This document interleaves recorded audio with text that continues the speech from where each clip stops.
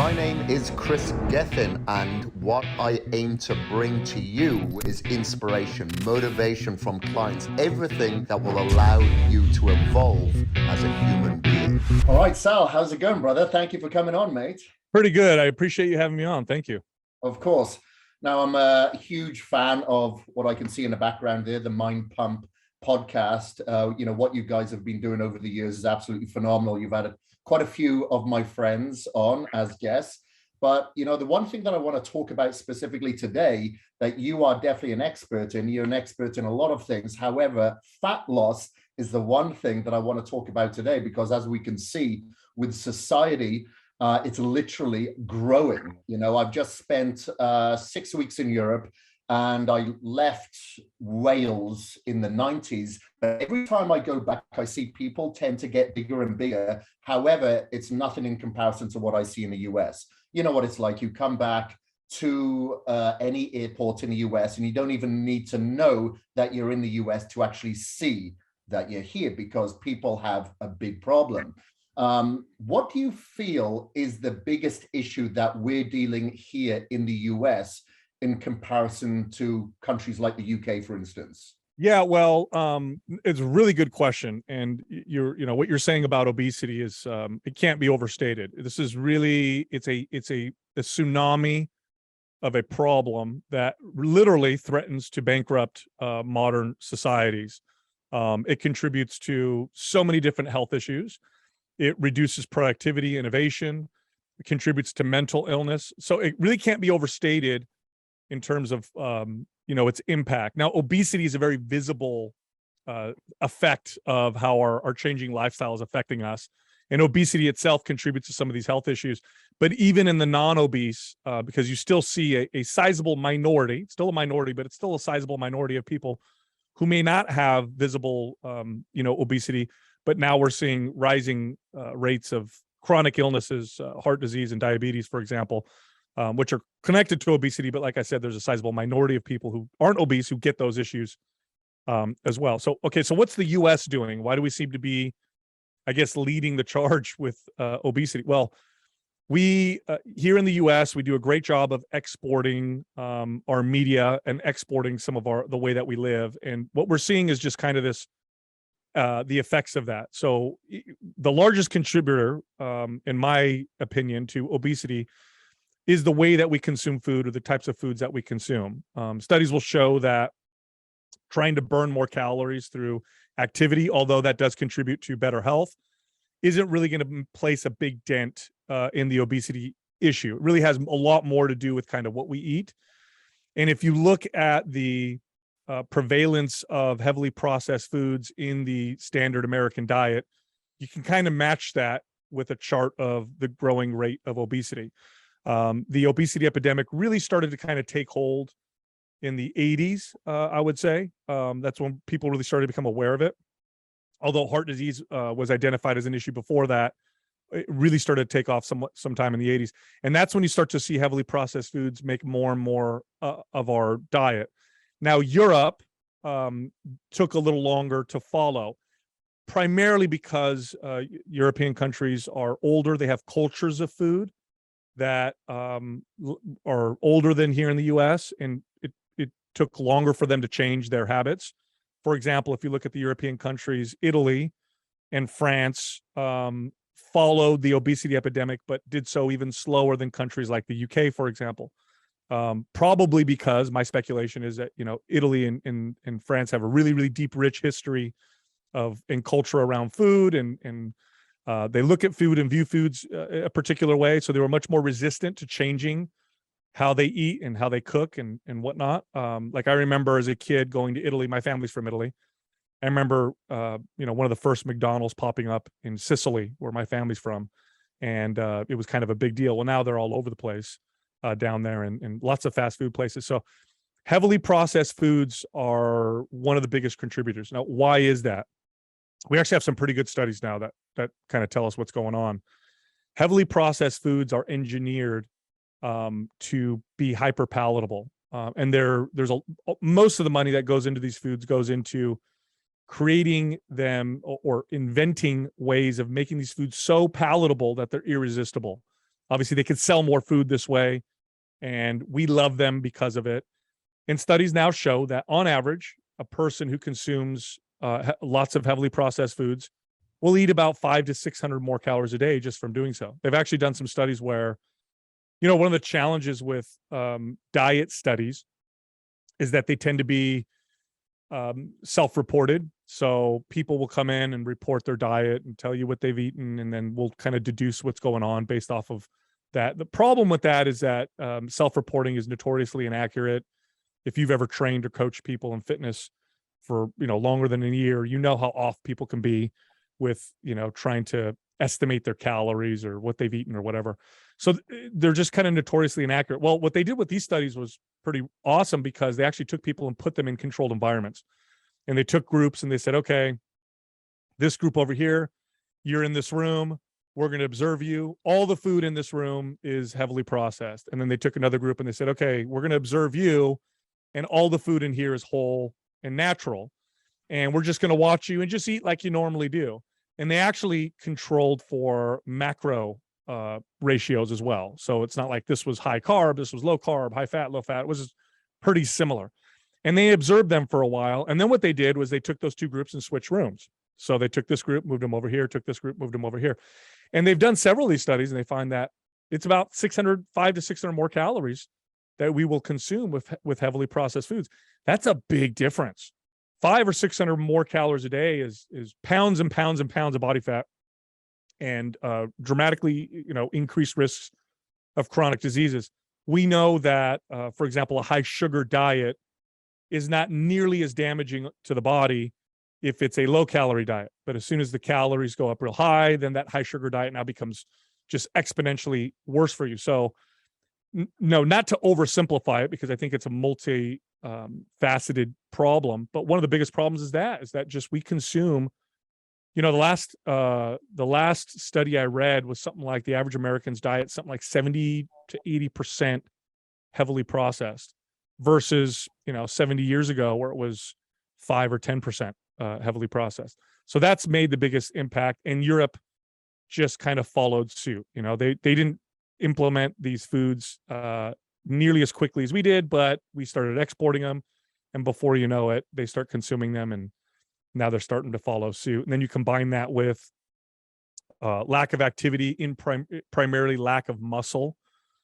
strength, and muscle loss is a huge contributor to some of our chronic health issues, and it also plays a role in obesity. So when you add all that up, I mean, it's inevitable. How do we reverse it? We're gonna have to change. We're gonna have to fundamentally change the ways that we eat food and how we approach activity, or even just our lifestyle. So this is a very challenging issue. Yeah, it's funny that you should say it in regards to the processing of food, because if I think back like 2 generations ago, there was a lot of scarcity. If I think back to World War II, my grandmother would, their family would share a goat with the neighbors, for instance. Yeah. And a lot of the food that they'd use, and it's still, my grandparents would eat a lot of lard, a lot of fats. Maybe it's a lot of lamb, for instance, coming from Wales. So there's a lot of fats there. However, none of this is processed. They could at least pronounce the ingredients so their body recognizes them. Now food is a little bit more convenient. There's no scarcity, it's overabundance. And they can't pronounce half of these ingredients, and they're just causing these bodies to be inflamed. And one thing that I've noticed, you're in San Jose, correct? Yes. You think of the cities over here in the US, they're not really designed for pedestrians. You can't go around you think in Italy or in the UK, for instance, you can walk around a lot of those cities.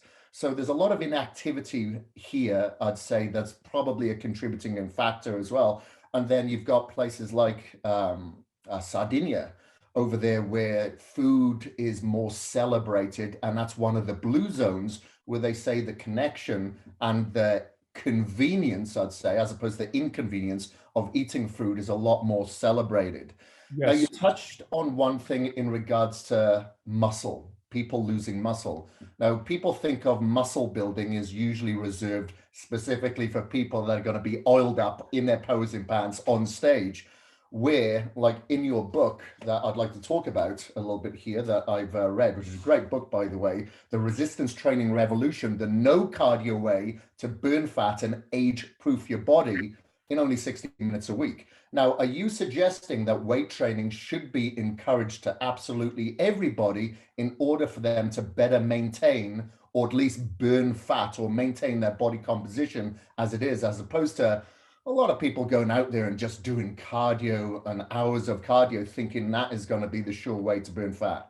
Yeah, 100%. So I'm going to get to that, but I want to touch on a couple things, and then let's get to the strength training and muscle building, because I think that's such an important part of this conversation. So just to illustrate the whole processed food conversation a little further, if I were to give you or anybody, 5 or 6 boiled plain potatoes, so just a potato boiled, nothing on it, no salt, no butter, and I said, hey, eat this in an hour, most people wouldn't be able to do it, right? After about 2 or 3 of them, they'd gag. It would be pallet fatigue would kick in and they wouldn't be able to finish it. But if I gave you a family-sized bag of potato chips, which contains about 5 potatoes, most of us could eat those in an hour. So the heavily processed foods are engineered to be palatable and to overcome these natural systems of satiety. So it's not necessarily the abundance, because our bodies are already wired to not overconsume. Overconsuming is bad, just like underconsuming is. So it's not like we're these eating machines where if there's food in front of us, we're just going to eat it all, no matter what. We also have palate fatigue that'll kick in. I mean, you put a steak and some vegetables and plain potatoes in front of someone, they're going to eat so much. You tell them, eat until you're satisfied. They'll eat so much. But if you take those foods and you turn them into processed versions of themselves, where scientists have gone in and engineered them, and they do everything from taste, smell, the mouth feel, the crunch, like all these different and much more, right? You put that all in there, and like I said, the studies show 500 to 600 more calories before that palate fatigue kicks in. The other thing I want to touch on is you mentioned cities. Yeah, most of the cities in Europe were designed before cars were invented. So if you go to an old, I mean, even here, if you go to an old city in the US, like San Francisco or New York, having a car is very inconvenient because the cities were designed before those were invented. Now, many of our cities here in the US are invented after the car. So you have suburbs, and then you have areas of commerce and work and whatever. So it's like, you have to have a car. You're not going to move much. And activity definitely contributes to better health. So I'm glad you brought that up. All right, let's talk about muscle. Why is that such an important thing, and why should everybody strength train? Muscle is incredibly protective when it comes to your health, massively so. It's one of the most protective organs or tissues of the body. I'll give you an example. Okay. One of the components of our chronic health issues in modern societies has to do with insulin resistance. Okay. Insulin resistance contributes to cardiovascular disease, contributes to dementia and Alzheimer's. In fact, some researchers will call Alzheimer's type 3 diabetes. It contributes to obesity, and it contributes to mood changes and swings and personality issues, because as your body becomes resistant to insulin, a lot of things start operating in ways that are not very optimal. And the worse it gets, the worse your health gets. One of the easiest ways to increase your insulin sensitivity is to simply build muscle. I mean, they have studies on obese individuals. And I don't mean like normal obese. I mean, severely obese individuals, 80, 100 pounds overweight. And they'll just have them build a little muscle, not lose any body fat. They'll have them gain a few pounds of muscle. And we see significant improvements in insulin sensitivity, more so than if they lost a bunch of weight. How is that possible? Well, muscle is extremely insulin sensitive. First off, it's one of the ways your body stores glycogen. What's glycogen? Well, this is an energy that is created from carbohydrates and sugars. Now, your body primarily stores it in your liver, but it also uses muscle to store glycogen. Well, the more muscle you have, the higher your capacity is to store sugars and carbohydrates. Muscle is, we know that anabolic, right? Anabolism contributes to muscle building. Well, insulin is a very anabolic hormone. In fact, it's the most anabolic hormone, even more so than testosterone. A lot of people don't know that. Well, when you build a little muscle, it's just, you got more receptors for insulin. Your body can receive it more. It can utilize it more effectively. So just having a little bit more muscle starts to bulletproof you against the insulin, desensitizing effects of our modern lifestyle. So that's one right there. 2, more muscle or the process of building muscle. Okay. Because this is, there's more to it than just having more muscle. The process of building muscle, the things that go into it, the signaling that goes into telling your body, hey, we need to be stronger. Hey, we need to be more muscle. What this does is this takes your metabolic rate. Okay. So let's say this is your range of how many calories you could burn with your current lean body mass. So we're not even talking about building more muscle just yet, but your current lean body mass. If we tell the body that we need muscle, simply telling the body we need more muscle will move your body more towards the direction of burning more calories and away from the direction of saving or storing more calories. In other words, your body can become more or less efficient with calories. In other words, you can speed up your metabolism. Now, if you add muscle on top of that, well, now you've got a faster metabolism. Well, why is that important? Well, if I could snap my fingers right now and make everybody's metabolism 800 calories faster or burn 800 more calories just all the time. So if I could just do that, boom, everybody burns 800 more calories a day, I would solve a large piece of the obesity epidemic, because you would burn off the calories that you consume. Earlier, I said that, a high sugar diet, I use that as an example, is not nearly as damaging when your calories are low versus when they're high. The context of low or high has to do with how many calories you're burning. A low calorie diet for me just simply means I'm burning as many or fewer calories. I'm burning as many or more calories than I'm consuming. In other words, if I eat 3,000 calories a day and my body burns 3,000 or 3,500 calories, if my diet is comprised of a lot of sugar, if it's comprised of a lot of maybe inflammatory fats, the damage that those things cause in my body is greatly negated. Not 100%, but dramatically so. This is why you'll often get scientists who will debate, health experts or fitness experts, I should say, over the detrimental effects of sugar, because they'll bring up a study and say, oh, well, look, here's a study that shows that when this person ate a low calorie diet, even though it was high in sugar, their cholesterol improved, their triglycerides improved, their inflammatory markers drop. Therefore, sugar isn't bad for you. They'll make those conclusions. Well, it's because, like I said, if you're burning off the calories, a lot of those effects are negated. Not all of them, because there's much more that goes into it. For example, even if you consume a low calorie diet in comparison to how many you're burning and it's high sugar, you're still going to have behavioral effects. You're still going to feel differently. And that definitely can affect how things work later on. So I don't want to gloss over that. Nonetheless, if you speed up your metabolism, you solve a lot of issues. Building muscle is the most effective way to do that. You know what's a not effective way to do that? Trying to burn calories manually. That's a very ineffective way of trying to fix this problem. That requires a lot of manual work. That means I have to get up and move. Me getting up to try to burn 300 calories would require an hour and a half of vigorous activity. Me teaching my body or encouraging my body to burn 300 more calories a day through the process of building muscle, well, that's a lot easier. First off, and you know this because you're a fitness expert, working out to build muscle doesn't require a ton of time, especially if you're the average person. I mean, I could take the average person off the street and I could give them 2 45-minute well-programmed workouts a week, and they're going to build some strength and some muscle. And we've now built that protective effect. Now, if I took those 2 45 minutes workouts and I just said, hey, let's burn as many calories as you can in 45 minutes, it would be negligible. I'd burn, maybe 200 more calories in those 45-minute workouts, so 400 calories over the course of a week. That's nothing. That's like a couple sodas for the whole week. I barely did anything. Versus, let's take these workouts, let's send the signal to build muscle, let's send the signal to build strength, therefore speeding up the metabolism, therefore turning your body into a calorie burning machine. And now you're burning an extra couple hundred calories every day on your own. A much more sustainable approach. And then there's another part to this, which is the mobility aspect of this. This can't be overstated. This is a big problem now. Okay. If you look at people as they age, a lot of their health issues get significantly worse when they start to lose mobility. There's a saying, I used to train a lot of doctors here in the States when I was a personal trainer. I had a wellness studio next to a hospital towards the end of my career, I built a bit of a reputation, and I started getting all these doctors and surgeons that wanted to train with me. And I remember they used to say this one saying to me that I thought was fascinating. They would say, when it comes to, advanced age population, we have a saying here in the hospital, and that's you break your hip and then you die of pneumonia.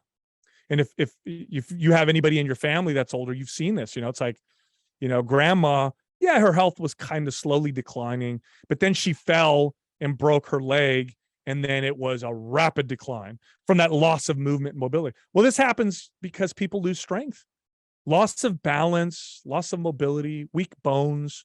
This is directly the result of just losing strength. I mean, if I made you 90% weaker right now, your chances of falling and breaking something would dramatically increase. So there's that as well. And this can't be overstated. We're now seeing bone loss in people as young as in their late 20s and early 30s, which is pretty wild. There was a study they recently did here where they tested the grip strength. Grip strength is a really good indicator of overall body strength. So it's an easy way, not 100% accurate, of course, but if you test someone's grip, you could generally see if their whole body is strong or weak or what's going on. They did a study where they tested college-aged males' grip strength. This was done, I want to say, maybe 8 years ago. And they found that college-aged males today have the grip strength that 65-year-olds had in the 1980s. Okay, that's how much weaker we've become today. Oh, one more thing that I want to touch on. It's all the rage right now, or it's starting to become all the rage to look at our hormones, right? These hormone replacement facilities. We hear about testosterone declining. This has been observed now for, 5 decades at least. Lots of reasons why they're speculating men's testosterone levels are declining. Fertility rates are declining. You're starting to see lots of imbalances with women as well. Estrogen and progesterone. We talked about insulin. People will inject themselves with growth hormone as they get older to kind of feel better. And well, one of the most effective ways, actually, if not the most effective way to positively influence your hormones, is to simply tell your body and eat in a way to build muscle. Why is that? Well, the process of building muscle, it's an anabolic, it's what's known as an anabolic process. And your body, in order to build muscle, has to organize its hormones in a way to do so. Your body has a tough time building muscle, for example, as a man with low testosterone. If you have low testosterone, try building muscle. It's very difficult. But if you send the signal to build muscle, what your body first does is it recognizes the signal. It says, okay, we need more strength. We need more muscle. The hormones are the signaling, messengers of the body, if you will. It's how it communicates, one way at least. So the body says, okay, let's raise testosterone. Okay, let's improve insulin sensitivity. All right, let's raise growth hormone a little bit. Let's balance out cortisol, because too much cortisol can kind of eat away at muscle. In women, you'll see a lot of this as well, and you'll see a balancing of estrogen and progesterone. So the process of building muscle is a very effective way of organizing hormones to make them appear more youthful. It's like a youthful hormone profile. Like when you go through puberty and your body's trying to build muscle naturally and kind of, make you a stronger version of yourself. That's what your body will do, right? This is what we kind of experience when we're in our youth. And this is what tends to decline as we get older. Well, when you tell your body to build muscle, you start to see all this. And if you tell your body to lose muscle, you'll see the opposite. You'll see that your body will organize its hormones in a way to make muscle loss much easier. So those are some of the reasons why strength training is something that we need to encourage to everyone. And the cool thing is we're now finally, because, those of us in fitness have known this for a long time. Like if you hire a trainer, an experienced trainer, their primary method that they'll train their clients is through strength training. You hire a trainer who's been doing it for 10 years and you tell them fat loss, that's my goal. Or you tell them mobility or health or, I hurt. Their primary tool that they use is strength training. You see this in rehab as well. Physical therapists will use strength training as their primary method. So we've known this for a long time, but the medical community has taken a long time to follow, to have the studies to support this, probably because it's more difficult to study strength training. It's easy to put a mouse on a hamster wheel. It's hard to get a mouse to lift weights. And strength training has been kind of relegated to strength sports and athletes. So we had a lot of studies on that, but we didn't have, 20 years ago, try finding a study on strength training and heart health. right? Didn't exist. Or strength training and dementia, strength training and longevity, right? They don't exist. So the recommendations never included strength training. Well, now we have studies. We actually have studies that show that strength training is superior, for example, for cancer prevention. So building muscle reduces your risk of cancer by a quarter, 25%. No other form of exercise comes close, right? Heart health. It's at least as effective at improving heart health and cardiovascular health as cardiovascular training, which actually has the word cardio in it, cardiovascular training. So it's at least as effective when you compare head to head.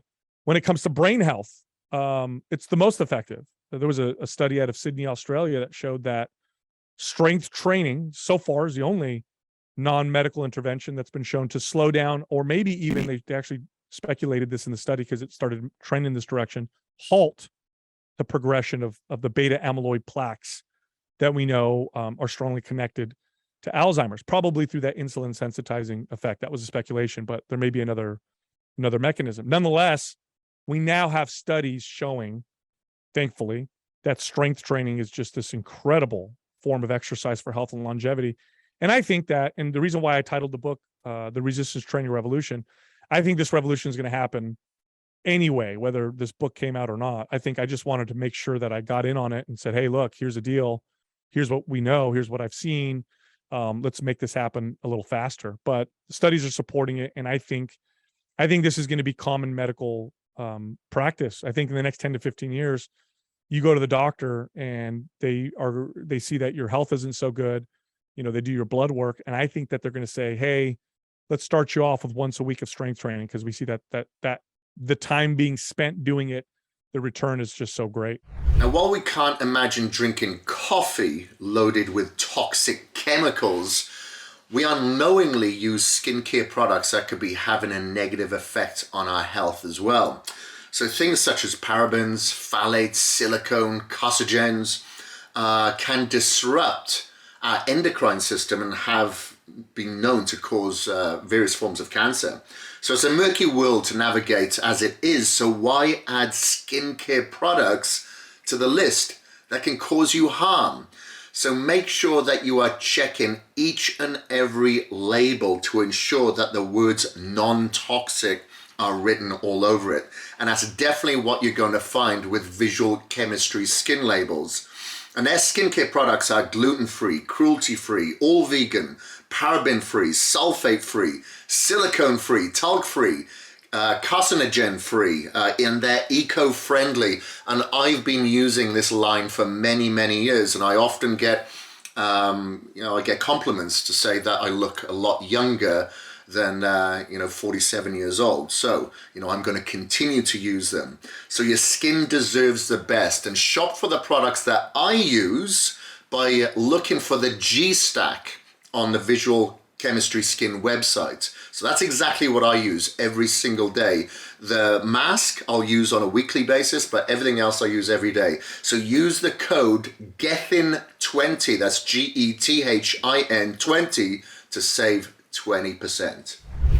Yeah, and we know over the past couple of years when everybody was shut down, there was more people searching online for some sort of workout, and they don't have to feel so intimidated like some people do going to the gym now. Because in your book there, you've obviously got some dumbbell only workouts, or you got the home workouts. So there's never really an excuse to justify your complacency now.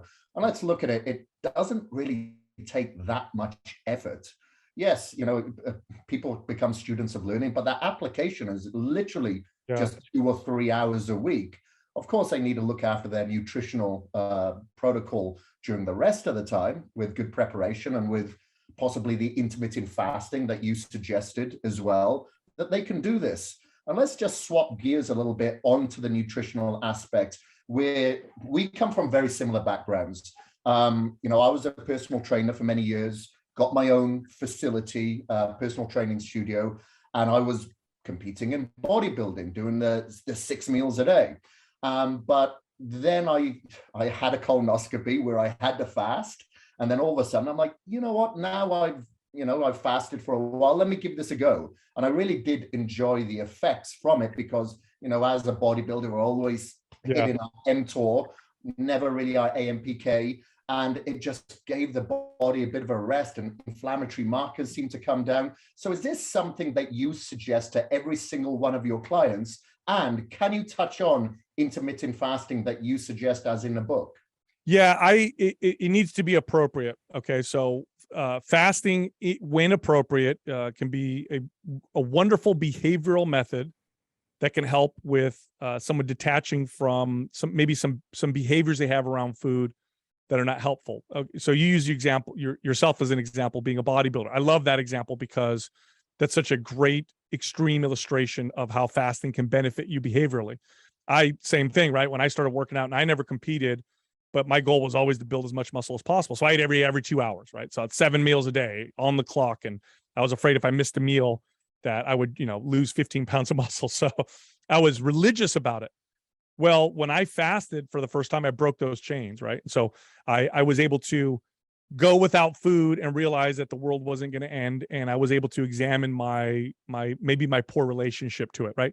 How can this help someone else who's maybe not in that situation? Well, we eat for a lot of reasons. One of them is we're hungry, although that's, believe it or not, probably down the totem pole of reasons why we eat in modern societies. Most people really never experience true hunger anymore. It takes like 24, 48 hours for people without food to actually feel that. And most people don't go any longer than 4 or 6 hours, right? Without food. So most people eat for reasons like boredom, irritability, depression, happiness. They're celebrating, connecting, or just the hedonistic, value of food. It's enjoyable to eat things that taste really good. So food's got, and your evidence, look, for anybody who's listening to me, who's maybe getting a little confused with this, just look at food, okay? Food is culture. There are foods that are attached to breakfast, lunch, and dinner, and to weddings, and to going to the movies and birthday parties. And we hardly ever eat because we are truly hungry and we're trying to, quote unquote, nourish our body. It's an emotional connection. It's very, very closely tied to our behavioral being. So how can fasting benefit some people? And I'm also going to talk about how it can actually hurt some people. It can benefit some people because it's a form of detachment. There's a reason why fasting is found in almost every world religion and practice.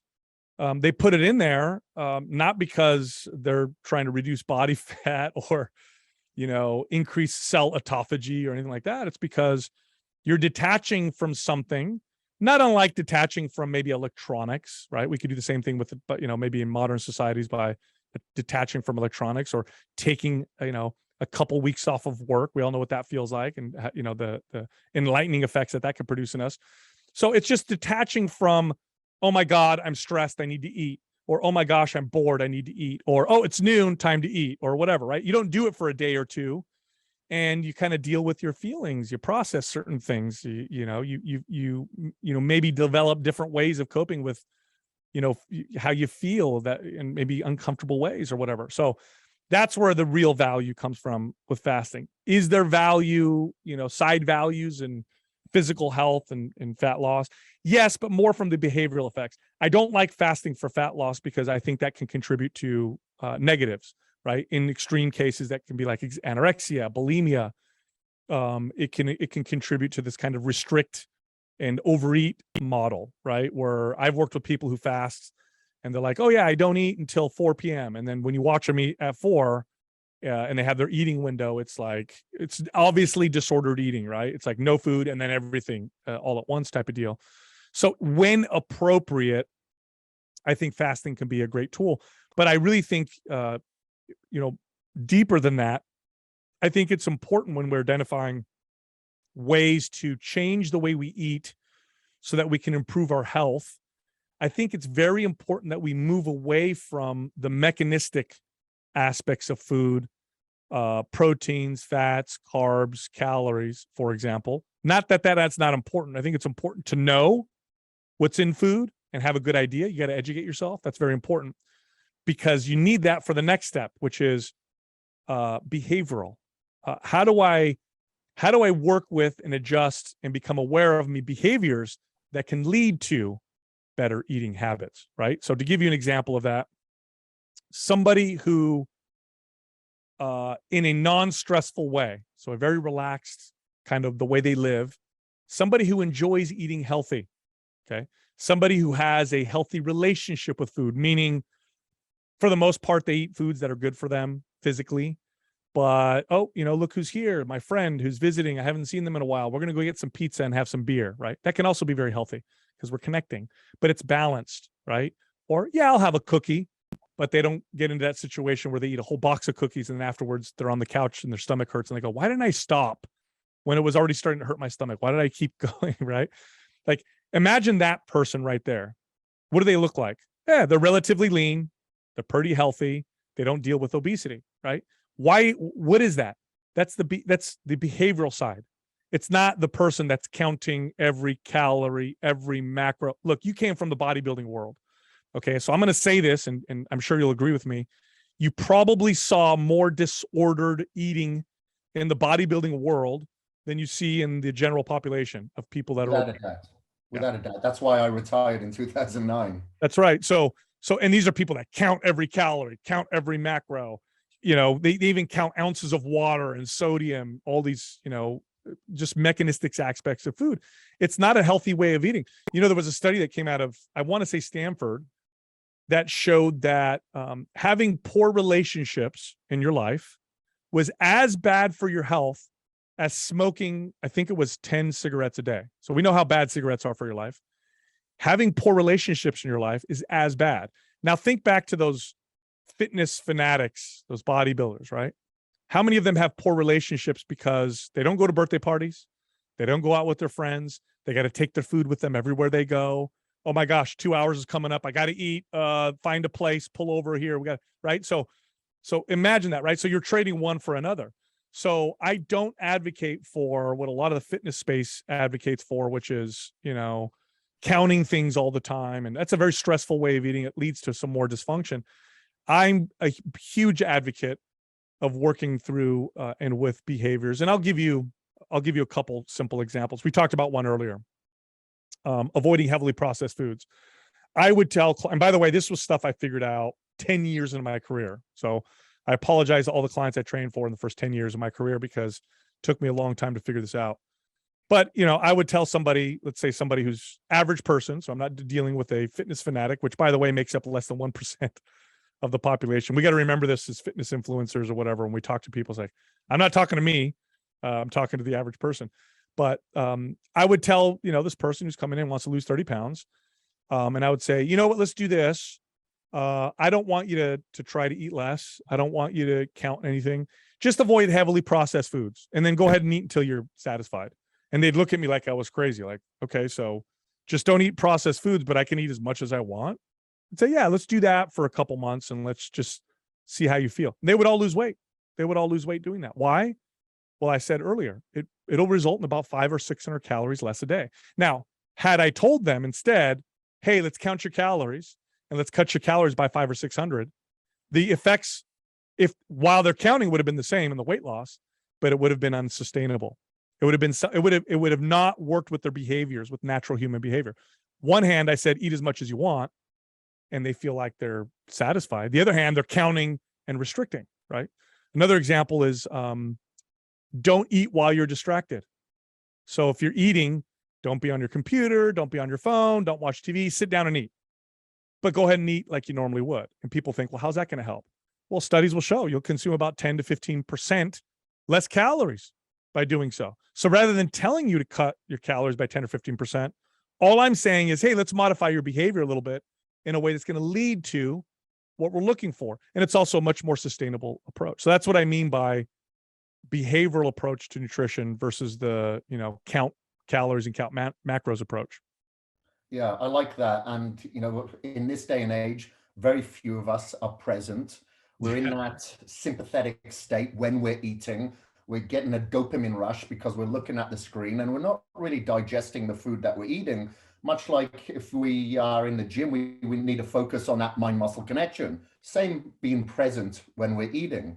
Now, there was something that you mentioned, I believe it was in the book, where you'll sometimes get people, instead of saying, okay, we're going to reduce the calories by this much every single day, sometimes you'll go into like a very low deficit for one day, but maybe then be in an abundance on another day. And you'll do that sporadically throughout the week. Can you tell me the concept behind that and describe it for me?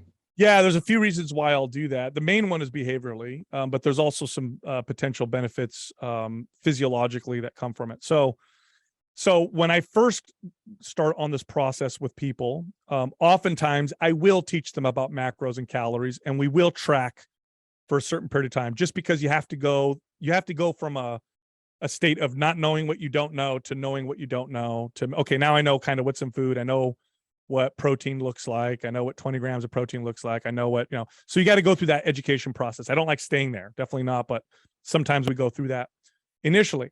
But what I don't like doing is saying, okay, I'm going to have you eat 2,000 calories every day. Okay. Why? Who the heck eats like that in real life? Nobody eats like that in real life. Sometimes I eat more, sometimes I eat less. I have weekends where I go out with friends, and I have weekends where I'm really busy and I skip a couple meals. It's further away from a sustainable real life model than the undulating aspect, giving someone the feeling of less, giving someone the feeling of more. Also, there are some physiological benefits. There's some studies that show that taking what they call diet breaks, or as bodybuilders used to call it, cheat days, actually preserves more muscle and results in more fat loss, over a certain period of time than being in a consistent calorie deficit, all things being equal. In other words, if at the end of the week, you're at a 4,000 calorie deficit, meaning 4,000 calories less than you've burned for the week, and you take two people in that deficit, same everything, proteins, fats, carbs, one person is consistent with their deficit every day. The other person does this up and down undulation. The up and down undulation tends to result in more muscle kept. So there's also those physiological benefits, but I like the behavioral ones even more. It just mimics real life. It's so weird to think, or so strange to think, that people are going to eat the same thing every day, same macro, same calories, same every single day, and somehow transition to real life with that. Like, the only way to maintain that is if you're an obsessive person with your diet. Otherwise, it ain't going to work. You're going to eventually go off. Who eats that way in real life? Real life looks very different. And so that's why I like to, through the process of transitioning to a sustainable approach, have people eat days of lower calories, higher calories, and so on. Okay, cool. Now, something else that you mentioned, which is quite common amongst a lot of us, is that, fat spot reduction in regards to fat loss is a myth. However, you'll see more and more of these places that have some sort of cool sculpting or cryo sculpting. And also now with, I don't know how familiar you are with peptides or bioregulating peptides. We have the ipamorelin, tesamorelin, where people believe that you can spot reduce with these modalities as well. What's your view on that, Sal? Yeah. So spot reduction, or choosing where your body is going to burn body fat from, is largely, a myth. Now I say largely and not completely, because changing your hormone profile and becoming healthier does tend to contribute to a healthier body fat storage pattern. Okay. So what I mean by that is, if you look at, if I were to ask you, for example, what are the typical areas that a man stores body fat? And what are the typical areas that a woman stores body fat? Of course, this is general and there's individual variances, but generally speaking, where, for example, do men tend to store body fat? Men is definitely going to be around the abdomen, the torso area, females lower body. Yeah, right. And that's representative of genetics, and there's hormones that contribute to that. For example, when a woman's hormones are off, imbalanced, she may store a little more in the midsection than she normally will. When a man stores in a way that's unhealthy and his hormones are off, he may store more in his upper body, maybe his pec area, the back of his arms, and in more extreme cases in his lower body. And you'll start to see more of a non-male pattern of fat storage. So hormones can influence it, but it's not this, except in extreme examples, it's not this huge, like, hey, I want to burn body fat from, my arms to be leaner. So let me, do something that's just going to burn body fat from arms. Or like a woman, like, hey, I want to lose body fat everywhere except for my butt and my boobs. Let's do that. Right. it's not going to happen. Your body will largely burn body fat from where you're genetically predisposed to do so. And it's a good rule of thumb to understand that the first place that you store body fat is usually the last place that you'll lose it. So if you have your trouble areas, right? Like, oh man, when I put on 10 pounds, it goes right to my, blank, right? For me, it's my midsection. That's where I'll store it, right? That's the last place you'll lose body fat. So like for me, I store body fat very typically like a male. So if I gain lots of body fat, it goes in my midsection. The last place to gain body fat is my arms and my legs. They tend to stay pretty lean until, unless I get real high. And if I'm real high and I get lean, my arms and legs will get lean before my midsection will. So, a couple rules of thumb. You mentioned peptides, and we'll kind of include hormones in that. That's a very interesting space these days. I think peptides have a lot of promise. I do not think it's a good idea to use peptides without supervision from a hormone specialist and a doctor, because peptides, unlike most supplements, do have a profound effect on your body, or they can, right? You could take a peptide and we will see a rise. For example, you could take, ibutamorin, and you will see a pretty significant rise in growth hormone. Well, that can have some effects on other hormones like insulin, for example. And blood sugar. You want to be monitored by a doctor when you're doing this. Peptides, I don't know, fortunately or unfortunately, are in this kind of gray area of regulation. So you can technically go online and buy and administer peptides within yourself by buying them through sites that are selling them for, quote unquote, research purposes. So it's like this gray area. I don't think that's a good idea. These are drugs, if you will, for lack of a better term, that are being researched to be used as pharmaceuticals. I do think they have a lot of promise, but look, I've used them under the supervision of doctors, and I see how they affect. I feel it, but I also see through testing, regular blood testing, how they affect the rest of my body. I can't imagine doing that without, blindly, without supervision. Just like people who go on hormone therapy, you should definitely get monitored, because it's a double-edged sword. Could it improve your health and your quality of life, or even just performance? Yes. Could it also go in the wrong direction? Well, yeah. I mentioned growth hormone secretagogues. Man, if you're predisposed to diabetes, that's a great way to speed that process up. Really high growth hormone can make how your blood sugar is affected quite significantly. So you got to be very careful. So yeah, I think they're really cool. I don't think they're the answer. I think hormones and peptides are the answer when they're the answer, meaning if you're a man with chronically low testosterone and, changing your lifestyle for the better hasn't really helped your testosterone move into a healthy range, well, then using exogenous testosterone is going to be a game changer for you. It is. If your body's not producing enough thyroid, I mean, that's a game changer.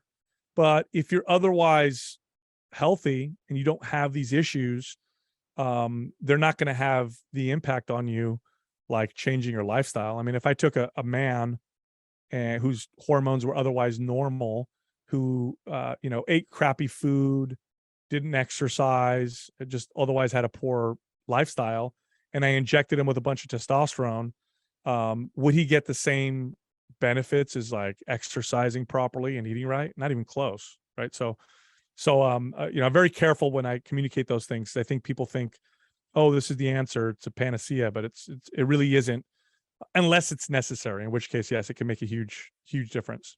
Yeah, for sure. And I'm glad that you brought that up in regards to the doctor supervision, because I've seen people that have actually taken one of these secretagogues and now they've got thyroid issues. It's downregulated with thyroid, and now they've got to take thyroid medication. So glad that you brought that up. I got two more questions that I'd like to ask you. One of them is in regards to the methionine and glycine ratio. I know we could go down a rabbit hole on this one, but obviously we're an advocate of eating more protein. And you see, a lot of professional athletes or amateur athletes eating a lot of muscle meat, and they, obviously taking in a lot of methionine. And we know that this can lead with an overconsumption towards the early onset of aging. I just, I'm one of those people that does like to eat a lot of organ meats. It's not as if the Liver King kind of contributed to that. I've always been one of those guys. And I'm very conscious of my methionine to glycine ratio. Is this something that you suggest to people that they should look at that if longevity is one of their priorities? I know, unless I'm talking to the extreme. So if you look at performance and longevity, so like performance, strength, speed, athletic performance, maximum muscle, getting super shredded so you can be on stage, that is far away from longevity, right? So, building muscle, extremely healthy. Doing what is necessary to build the amount of muscle that makes you a pro bodybuilder, not healthy, right? Having cardiovascular fitness and health, healthy. Doing what is necessary to be to compete at the highest levels of ultra marathons, not healthy. Okay, so we have to understand that there's a cross between performance. It's like one of those what are they called, Venn diagrams. There's a crossover when it comes to performance and longevity, but the more extreme the performance, the further away you move from longevity. Like a power lifter, for example, extreme strength, right? First of all, being strong is very healthy. It's connected to longevity. It's, for example, one of the single best metrics that will dictate or that can tell us somebody's all-cause mortality. So if you were to take a person and pick one test to predict their all-cause mortality, one of the best ones is a simple strength test. You do a grip test. It's better than almost any other single metric, including measuring their blood lipids or, their inflammatory markers, all that stuff, right? Just a simple strength test. Okay, we know that strength contributes to longevity. What about power lifters? The strongest humans on the world in the world are strongmen. No, it's extreme now. They've gone so far in that direction that that they've left longevity in the dust. So when you're talking about aging and this consumption of excessive amounts of either protein or certain amino acids, we're talking about the extremes. You're talking about people who are pushing it, and you'll see aging accelerate in anybody that pushes any extreme physical endeavor. You look at professional athletes in their 70s and they can barely move half the time and they're on painkillers and stuff. So that's where we need to be careful. But what we don't want to do, and where we need to be careful, is how we communicate that to the average population, because what ends up happening is we cause a lot of alarm that doesn't need to be there. So like, mTOR, you brought that up earlier, right? Mammalian target rapamycin. This is a signaler of muscle growth. It also can fuel cancer growth. So you see articles that are like, mTOR, you can give you cancer or make your cancer grow out of control. What raises mTOR? Protein.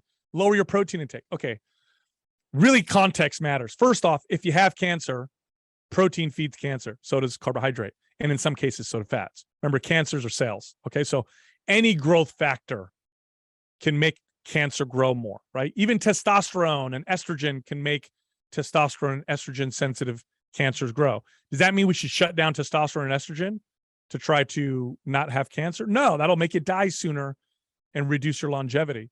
So mTOR in the healthy context is great. It's anabolic. It builds muscle. It's pro-tissue. It's good for you. In the context of cancer, well, yeah, now we got to change things. Like if I had cancer right now, I wouldn't be eating 1 gram of protein per pound of body weight. I wouldn't be eating in a bulk to try to build muscle. I would probably fast a lot and eat in a large calorie deficit and eat, maybe essential protein and probably no carbohydrates, try and starve the cancer, for example. So that's why we got to be careful with these conversations. For example, branched chain amino acids. Branched chain amino acids are 3 amino acids that are essential, meaning you need to consume them. And they contribute to recovery, muscle growth, performance, all these different things. Well, that's great and that's true. Well, what happens if I consume tons and tons and tons? What if I read this and I'm like, oh, branched amino acids, they build muscle. I'm going to drink them all day long. I'm just going to put them in my jug of water. And not only am I eating tons of protein, but now I'm going to consume just tons and tons of branched amino acids.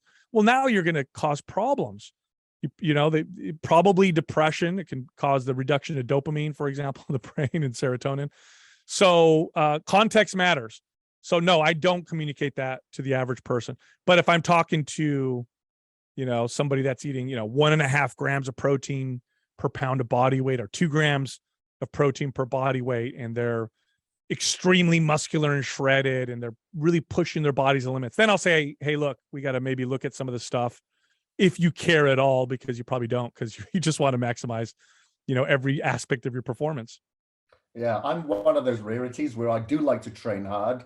I like to train to the extreme. You mentioned ultramarathon before. I've done ultramarathon, do Ironman triathlon. So yeah, I understand that I'm pushing my body to the extreme, and it's not probably good for my longevity. So I'm trying to kind of maximize those deficiencies in my life so I can kind of meet myself halfway, I guess, to a certain degree. Let me comment on that, Kris, because I do want to be clear. Okay. I think quality of life is extremely important. I do the same thing, Kris. Like, I just worked out yesterday. I'm 43 years old. Okay. I've been working out for almost 30 years. Okay.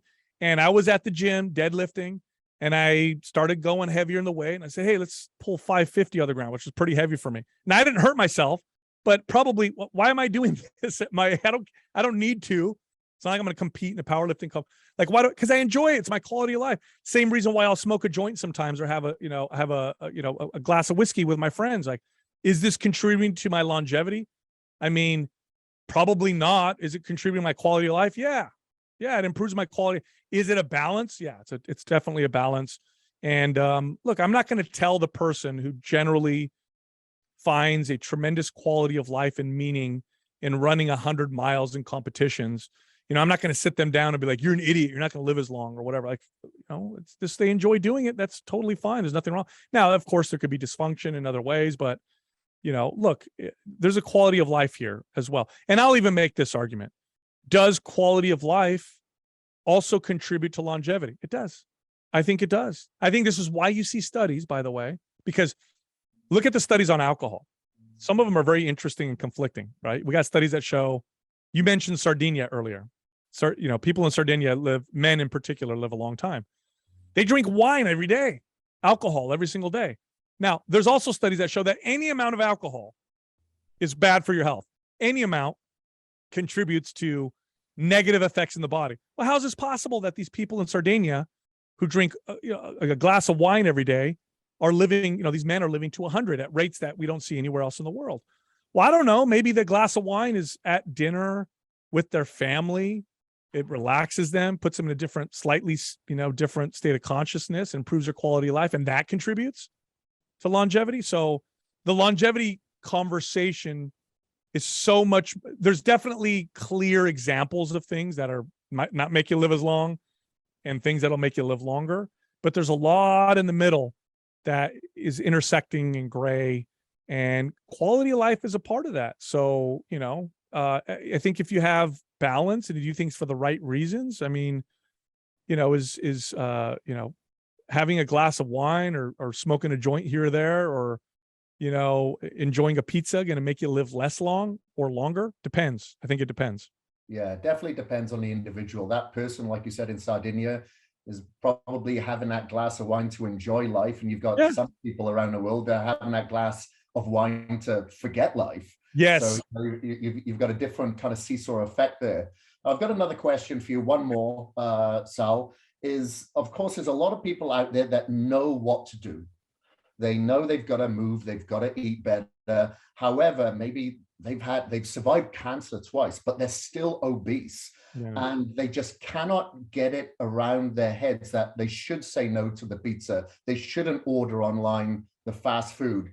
And they know they need to get outside and move, but there's something stopping them. Do you have any suggestions for those listeners out there that may be experiencing that? Oh yeah. I mean, and by the way, I want to be very empathetic and clear here, because obesity is a very visible symptom of maybe dysfunction. Other dysfunctions aren't so visible. It's hard to pick out the gambler, the guy who gambles too much, or the sex addict, or the drug addict, or the workaholic. So I think people who are obese get targeted a bit more just because it's clear. It's very obvious and clear. But I mean, I have things that I do that I could easily look back and be like, why do I do that? Like, it's obvious that that's not helping me. Like, why do I continue to do that? Well, there's really only two clear ways to change fundamental behaviors, because, and I say fundamental because how we eat is really a part of who we are. It really is. We talked about this earlier in this particular podcast, but it's so connected to our emotions and how we connect to people in our culture that it really is a part of, you know, kind of who we are, right? There's really only two ways to change ourselves in fundamental ways. One is an epiphany, which is very rare. So you mentioned people who've had cancer, have heart attacks. Sometimes that does work. Sometimes someone has a scare, you know, they overdose on drugs and they wake up in the hospital room and they're surrounded by their kids and their wife. And they're like, what am I doing? And that's it. They change. From then on, they stop, right? So that's the epiphany. Don't rely on that. Don't bet on that. It's unpredictable at best and rare. It's absolutely rare, right? So let's look at the other way that people can change how they are, or change their behaviors in fundamental ways. Slow. It's a slow growth journey and learning process. Okay, so let's be more specific. What does that look like? I'll give you some, some kind of more specific applications. Take yourself and ask yourself what it is you'd like to change. So you could say, I need to improve my health. I'm overweight and my blood pressure is high. So I need to change that. Okay, so we know that. Lose some weight, improve my blood pressure. Then look at your life and find something that you can change that is both realistic forever. That's the context. Realistic forever. Okay. But also somewhat challenging. It's got to be both. Okay. So why realistic forever? Because any change you make that's not realistic forever is not going to stick. That's a fact. 100%. You're going to fail 100% if you pick something that's not realistic forever. And I say forever because often when people are in the state of, I need to change something, they're in a motivated state of mind. It's like, okay, that's it. I got to do something. And then you're motivated. The decisions you make when you're motivated, or the things you can stick to or feel like you can stick to when you're motivated, are not the things that you can stick to when you're not motivated. We've all done this, right? I've done this with business. Like, oh, that's it. I'm going to hit these targets in 3 weeks. And then, the motivation wanes. Like, oh my gosh, it's too much. I don't know if I can continue doing this. Right. So you have to say forever, and you have to be honest with yourself and say, okay, when I'm not motivated, when I'm not feeling up to it, when I'm tired or whatever, is this realistic forever? Now, the challenging part, why that? It has to have meaning. It has to have some meaning. Meaning comes from challenge. There is no challenge. There is no meaning in things that don't challenge us. It means nothing. It means nothing at all if it's easy and piece of cake. So it's got to be those two things. So do that, and whatever falls in that category, I don't care what it is. I don't care how little of a step it is. It doesn't matter. Whatever it is, start there, and then stick to that until it feels like a part of your habits and behaviors.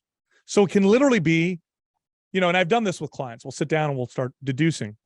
And almost always, by the way, they give me something that's unrealistic forever. So, all right, I'm gonna eliminate sugar. I say, all right, well, hold on. Do you think you could do that for the next 30 years? Like, oh, well, I don't know. Like, okay, maybe not. So, okay, let's start with something that is realistic. So they'll say, okay, I'm going to walk for 5 minutes after breakfast. Okay, do you think that's realistic forever? Yes. Do you think, though, that's going to be a little challenging? Yeah, it's going to be a little challenging. It's still, I'm not doing it now, so there's going to be some challenges. Okay, cool. We'll start there. And then they'll say, all right, when do I take the next step? When that one is part of your lifestyle and your behavior. When it gets to the part where it's just part of what you do, and it's like, whatever, then let's ask that question again. Here's what it looks like.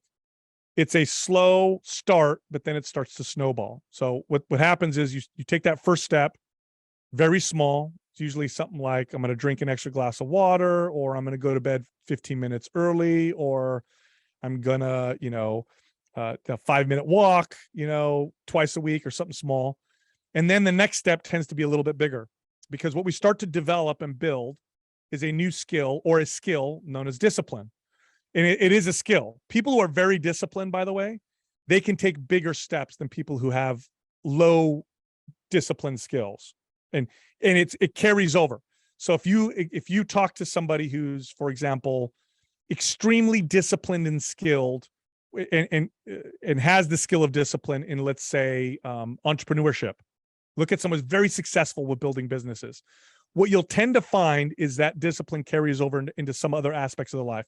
They tend to be more consistent with exercise, or they tend to have practices like meditating or, whatever that may not be directly connected to the thing that they're most disciplined with. So it is a skill that you develop. So the first step's small. The first step, you stick to it for a while. Then the next step tends to be a little bit bigger, because you're starting to develop that skill of discipline. You're starting to develop that confidence. And then you take that step. So maybe the next step is, okay, well, I did 5 minutes after breakfast. I'm going to do 15 minutes now after breakfast and lunch. And I feel like that's both realistic, but also somewhat challenging. And then you do that for a while. And then before you know it, these steps get bigger and bigger. And over time, you develop the skill of discipline and you change your behaviors. Now, this is the only realistic, successful, sustainable approach I've ever found in my practice as a trainer or coach over the last, 2 decades. There's nothing else that I've ever done that works at nearly this particular way. It's not 100%. People still fail, but it's way better than the 100% fail rate that people tend to do, which is the I'm motivated, do everything all at once type of approach and radically change my life all at once. I'm going no carb. I'm going to do this no carb diet, or that's it, I'm going vegan. It's like, okay, I'll see you in 3 months when you completely fall off. And again, that's just human behavior. But I do want to say this too, because some people get impatient. They're like, oh, but I want to lose the weight now. It's faster than you think. It's also your likelihood of it being permanent is much higher. And I'll end that part with this story. I had a client years ago. I love talking about her because it was such a wonderful illustration of what we're talking about. Her name was Kelly, and she came to me as a referral from one of my doctor clients. So earlier I said how I trained a lot of doctors at one point. Well, I had this one doctor that I trained that was she was a general surgeon, but one of her specialties was cancer. And this particular individual had cancer a few times, luckily avoided major surgeries. And this doctor client of mine who I'd worked with as a client for years just pestered her. You got to go see this guy, Sal. You got to see this trainer. And she's like, I hate working out. I hate gyms. I hate doing that kind of stuff. Finally, she convinced her to come see me. So she walks in, Kelly, and she'd obviously been pestered and she obviously didn't want to be there. And she sits down in front of me. First words out of her mouth: I'm working out once a week with you, max. I'm not doing anything on my own.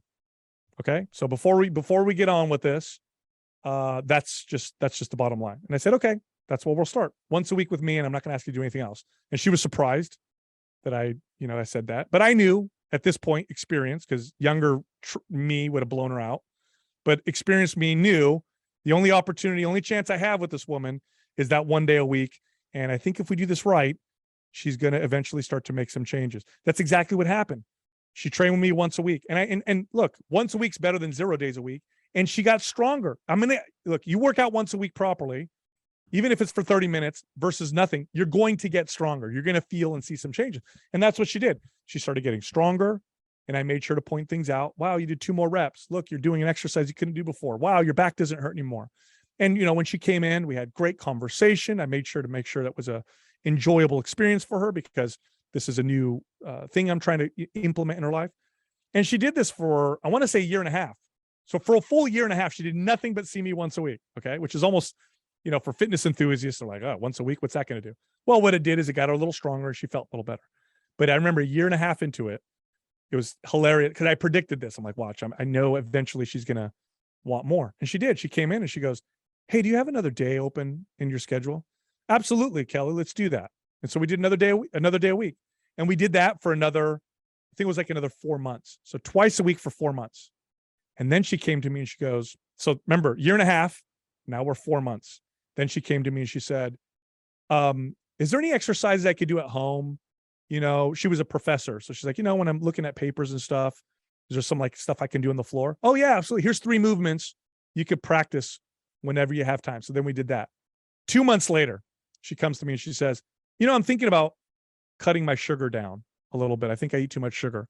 Okay, well, over the course of 3 years, this woman went from, I'm only working out once a week, don't tell me what to do, to getting certified as a trainer, not because she became a trainer, because she was so interested in it, to watching her food intake. She got into organic food, started, working out on her own, going on hikes. And this became a big part of her life. Now, I haven't trained this woman for probably 7 years, still in contact with her. She's still consistent. Now, had she come to me and I did, what young, inexperienced trainers often do, or what I would have done early on, and said, wow, once a week's not enough. You got to do more. And then, because I can be very convincing and charismatic, maybe sell her on the fact that she could work out with me 3 days a week and try and motivate her into this, state of mind. She would have quit after 3, 4, 5 months, and I would have never seen her again. She would have been in one of those statistics. So that's just a story to kind of illustrate what I'm talking about. So if you want permanent, forever success, you got to do it this way. Don't do it all at once. I'm motivated and hyped and make these huge changes approach, because you'll fail. You'll fail every time that way. Yeah, I love that story. That's phenomenal. We see that at gyms in January, don't we? The best intentions, the discipline, which all fails come February. And instead of feeding somebody, or making sudden moves, the birds are going to fly away. It's got to be those little moves that I guess is going to help with neural pathways until it becomes a healthy habit. And then you just want to compact that, I guess. But that's an awesome story. Now, Sal, thank you ever so much for your time. I did have a lot more questions here, but they are all answered in this book. So where can people find this book, which is phenomenal? By the way, everybody that keeps reaching out and says, hey, what's a good book that you've read lately? This is the one. So where can they find it, and where can people find you, Sal? Thank you. The resistancetrainingrevolution.com, or anywhere they sell books. So Amazon, Barnes and Noble, Target, or your local bookstore should have it. I wrote the book very much for the average person to try to communicate some of what I said here, but much more on how to get, sustainable, permanent results with minimal time, because I know that that's realistic for most people. And I also wrote it for coaches and trainers, kind of arm them how to communicate better to their clients and train people in ways that will lead to more long-term success. And if you want to find me, the best way is on my podcast, Mind Pump, which you can find on any podcast platform, or on YouTube, Mind Pump Podcast. And then you can find me on Twitter at Mind Pump Sal. Thank you. And yeah, by all means, please do check out the Mind Pump podcast. I've been listening to that for several years myself. So thank you very much for your time, Sal. Really, really do appreciate it. And to everybody else listening, this is the Kris Gethin podcast, and we are out. And remember to go shopping for my G-Stack. Go to www.visualchemistryskin.com. Thank you ever so much for listening. My name is Kris Gethin, and I am out.